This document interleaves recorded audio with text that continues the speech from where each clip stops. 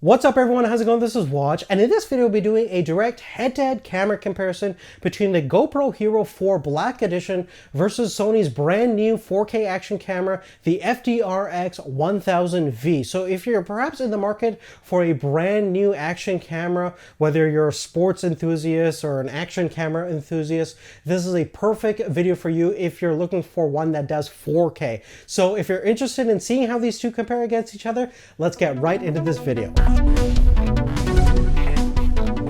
Now taking a look at the actual external design and kind of form factor of these two cameras, you can see that they come from a completely different mindset. The Sony FDR-X1000V is pretty much similar to other Sony action cams that we've encountered in the past. It pretty much has a very slender and kind of long look towards it. It's certainly not as boxy as the GoPro Hero 4. However, one thing that the GoPro Hero has going for it is the small overall form factor. In terms of actual dimensional differences, it measures about 59 millimeters in terms of width, 40 millimeters in terms of its height, and it's only about 20 millimeters in terms of its thickness. Now the Sony 4K action cam is pretty much bigger in every single way. It's certainly pretty long at 88.9 millimeters, 24.4 millimeters in terms of its thickness, and in terms of height it measures about 51.7 millimeters. So it's not as compact as you can see as the Hero 4. In terms of weight, it's also a little bit heavier, measuring about 114 grams versus the Hero 4's 89 grams. Now let's move on and talk about the controls and different buttons that each camera contains. Looking at the left side on the GoPro Hero 4, you can see that we have a quick settings button so you can easily change some of your video and photo capturing parameters.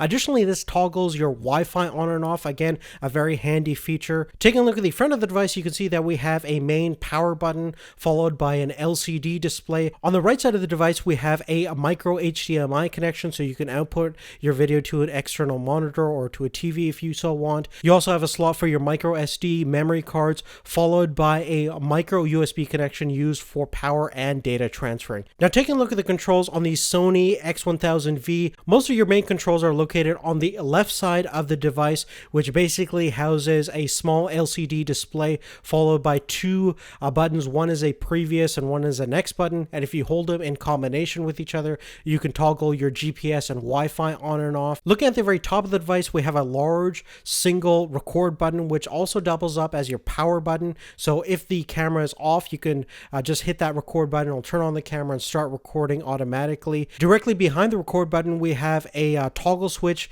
which when engaged will basically disable all button presses and commands. And if you want to make sure that you don't accidentally hit any buttons that'll interrupt your recording, that feature is there for you. Now moving on to take a look at the back of the Sony, we have a door that unveils a couple of different important connections. Firstly, you have your battery port over here so you can access your battery if you want. You also do have a micro HDMI connection to output a video and a micro USB connection for charging and data transferring. And in between those two ports, we have a memory card slot which doubles for both micro SD cards as well as Sony's proprietary memory stick cards. Now one thing I do like about the Sony is at the bottom of the device you actually have a 1/4 inch mount for a tripod, so you can easily mount this to a whole bunch of different accessories such as a Gorilla Pod or any universal camera accessory that uses a 1/4 inch mount, which is pretty much everything out there. So definitely a nice touch there. Now in terms of controlling the different parameters of the cameras, I do have to say that the Hero 4's controls are a little bit better thought out, and the menu system is definitely arranged a lot better, especially with that quick settings button, which allows you to quickly adjust your resolution and your frame rate right off the fly. It takes less than 2 or 3 seconds to change any video settings, versus on the Sony 4K camera you do have to go through a lot of different menus and hit a whole bunch of different button combinations to change basic settings such as resolution and frame rate for your video, and that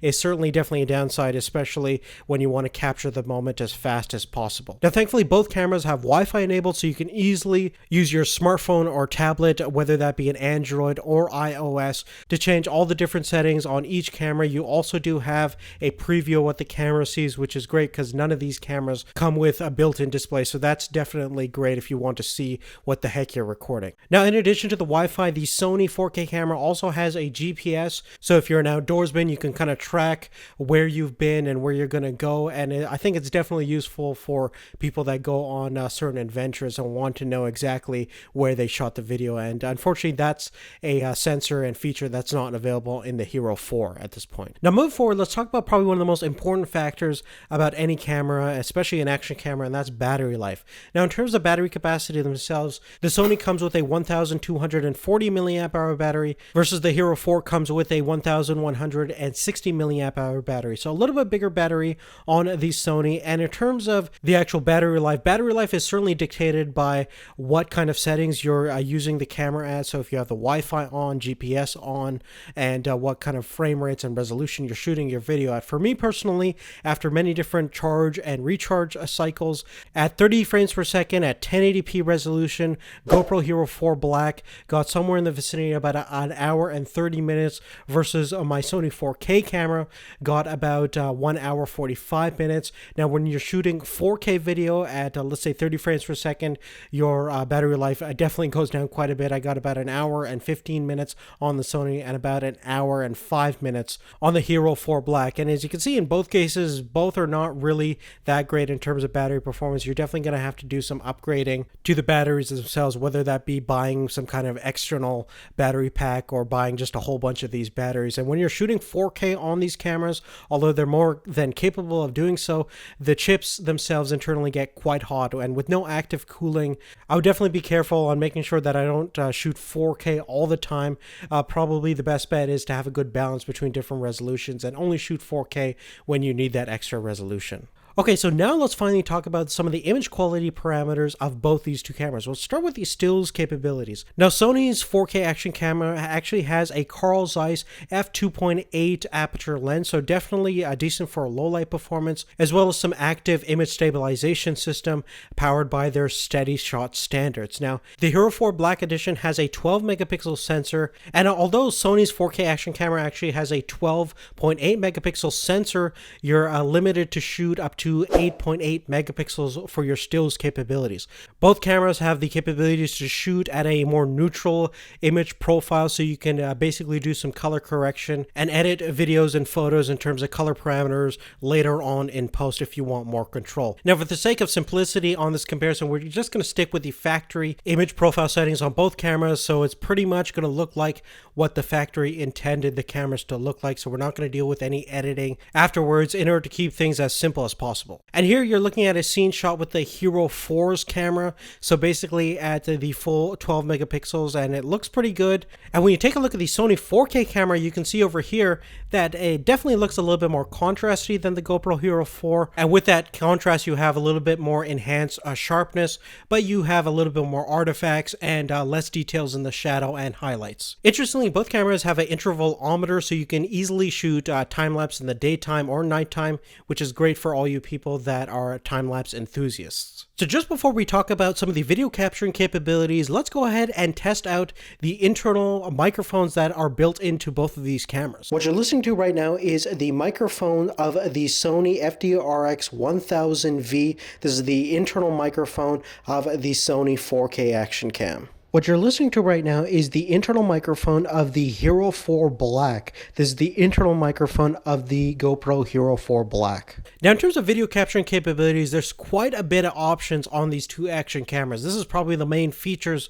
of why anybody would want to get these cameras in the first place. So in terms of resolution, we'll start with the GoPro Hero 4 Black. Now, in terms of the maximum resolution, we're looking at 3840 by 2160, and you can shoot up to 30 frames per second to 24 frames per second. You also do have a couple of different resolutions between that 4K standard and the full HD standards. You can shoot a couple of different formats when it comes to 2.5K or quad HD resolutions, and you can shoot up to 60 frames per second, which is really darn impressive. Now, when it comes to 1920 by 1080, you have a whole bunch of different frame rates to choose from. You can go from 24 up to 120 frames per second. If you shoot down to 720p with the new firmware update, you can get up to 240 frames per second, which is going to be fantastic for slow motion. Additionally, each recording format has a mode called the Super View mode, which will basically extend your field of view by a couple of different degrees and basically give you a wider perspective, but when you do that, you are going to get quite a bit of distortion. Now, the Sony interestingly has a couple of different features. Firstly, in terms of maximum resolution, you're looking at that 3840 by 2160 standards, and again, 24 to 30 frames per second in terms of maximum frame rate. Now, unfortunately, unlike the GoPro, there is no quad HD resolution capabilities. You're basically stuck at either 4K resolution or at full HD, so nothing in between that. Now, when you are shooting in 1080p, you do definitely have a lot of different options. You can shoot up to 120 frames per second like the GoPro Hero 4, and at 720p, it can do 240 frames per second as well. Now, in terms of maximum bitrate, we can go from 60 to 100 megabits per second on the Sony, and that's quite a bit more compared to the GoPro Hero 4 Black. But of course, in order to utilize that full 100 megabits per second, you're going to have to definitely invest in some pretty heavy-duty SD cards that are rated for 100 megabits per second or 95 megabits per second, and that's definitely going to be almost 2 to 3 times as much as a traditional 80 to 60 megabits per second card. So definitely keep in mind of that, because if you don't have a card that's fast enough, the Sony will not record at that 100 megabits per second. Now, just to let you guys know, that I have uploaded a separate video in full 4K resolution, so you guys have the best experience possible. So definitely go check out that video to get the full 4K video comparison between these two. But let's go ahead and take a look at the actual footage that comes out of both of these cameras in this video, so you have a kind of an understanding and direction on what these can perform in terms of video capabilities.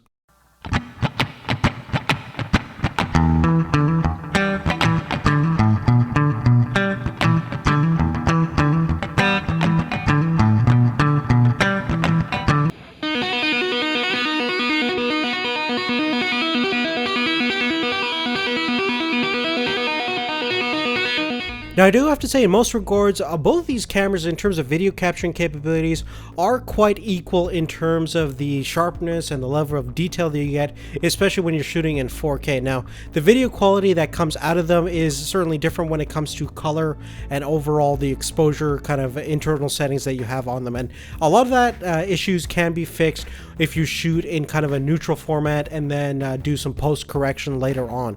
The typical standpoint is that the GoPro Hero 4 leans more to the greens and the blue slightly, and the Sony is a little bit more going towards the red spectrum in terms of its natural color balance. Now, the Sony shooting at 100 megabits per second will render out smoother looking images, especially at higher frame rates. But shooting at 30 frames per second or 24 frames per second, I'm not seeing a massive difference in terms of sharpness and clarity from 60 to 100 megabits per second on the Sony. So that 100 megabits per second thing is a little bit redundant, and it doesn't seem to impact the quality too much. I don't think there's a night and day difference between the standard 60 megabits per second bit rate compared to the 100 megabits per second on the Sony. So definitely not a huge selling feature for me at this point. Now, one thing that the Hero 4 actually lacks is that built-in image stabilization system that we have on the Sony. And if you take a look at the Sony just isolated by itself, here's just a shot of me hand holding the camera and just walking along, and you can see that it's a little bit shaky, not too bad, but once you turn on the steady shot feature, your image crops in a little bit, but the footage is very nice, very pleasant. There's not a lot of jello or artifacting that happens with the image stabilization system because it's independently moving from the camera sensor itself. So a very nice system there, and it's certainly better than not having it. Unfortunately, when you're shooting in 4K, you can't use the steady shot image stabilization system. It's only there for 1080p and lower resolutions. Now, you might be asking yourself, is why the heck would anybody really want 4K, especially if they don't have a 4K monitor? And it really depends on what kind of applications you're going to be using this camera for. If it's for just occasional kind of trips and things like that, where you're just going to be sharing the video independently and you don't really need the best of the best, you can just go with an older generation GoPro or an older generation action cam.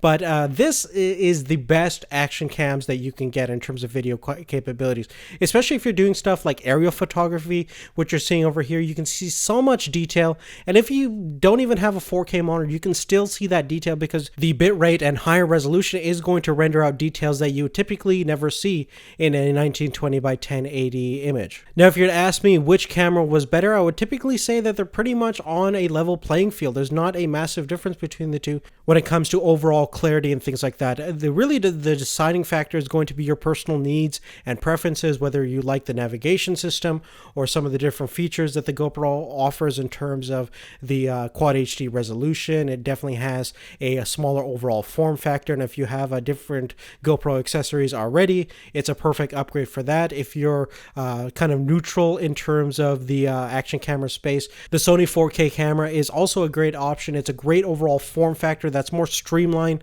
than the GoPro, even though it's larger, so it's great for things like helmet cams and things like that. It has a slightly better battery than the GoPro Hero 4, but again, it's nothing really to brag about. But again, inevitably, you're going to have to make this decision on your own. Go try out the cameras, and hopefully this video gave you some sort of direction on which camera is best suited towards your needs and preferences. But on that, guys, that's really it. I think in most terms, both cameras are quite exceptional for what they offer. In terms of the 4K capabilities, I think both of them can definitely hold their own in terms of video quality and stills capabilities. The only thing is that the GoPro Hero 4 is certainly more of a mainstream standard in terms of mounting options, and the form factor is such a universally accepted action camera. And in most regards, I don't think there's any kind of major downsides to the Sony besides some of the one we listed on this comparison. But if you have any specific questions about anything, make sure to leave that on a comment down below. If you like this comparison, make sure to give us a thumbs up. And if you want more information